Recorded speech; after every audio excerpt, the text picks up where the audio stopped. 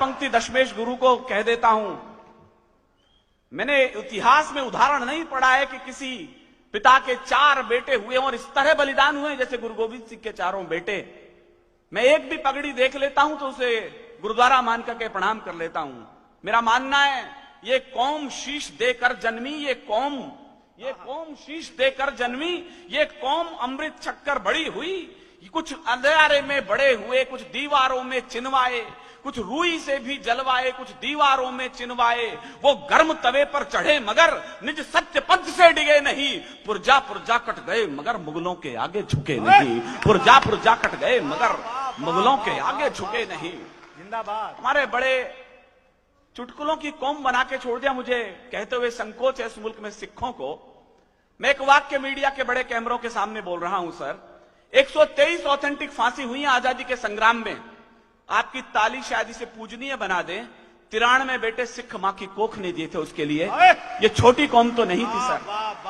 पवार जी ने कभी लिखा था इनके लिए, हम कर्जा खाए बैठे हैं गुरु गोविंद की कुर्बानी का। हम क्या एहसान चुकाएंगे इनकी आंखों के पानी का।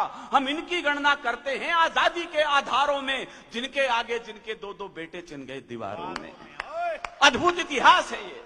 2 बेटे सरहिंद की दीवार में जिंदा चिनवा दिए गए। 2 बेटे चमकौर के युद्ध में बलिदान हुए। सरहिंद की दीवार में जिस समय चिनवाया जा रहा था तो छोटे भाई के गर्दन तक ईंट आ गई तो बड़े भाई की आंखों में आंसू आ गए। छोटे ने कहा, बड़े भैया मृत्यु से डरते हो? कहला नहीं, दशमेश गुरु की संतान मृत्यु से तो नहीं डरती। कहला फिर रो क्यों रहे हो? छोटे ने जो बात कही मेरे रोंगटे खड़े हो गए उसको बताते समय। उसने कहा, छोटे रोता मृत्यु के डहे से नहीं हूं, केवल इस बात से चिंतित हूं कि इस दुनिया में आया पहले मैं था और जा तू रहा। क्या बात है, क्या कलेजा रहा होगा। फतेह सिंह जोर से बोला, जोरावर शोर से बोला, रखो ईंटें भरो गारे, चुनो दीवार हत्यारे।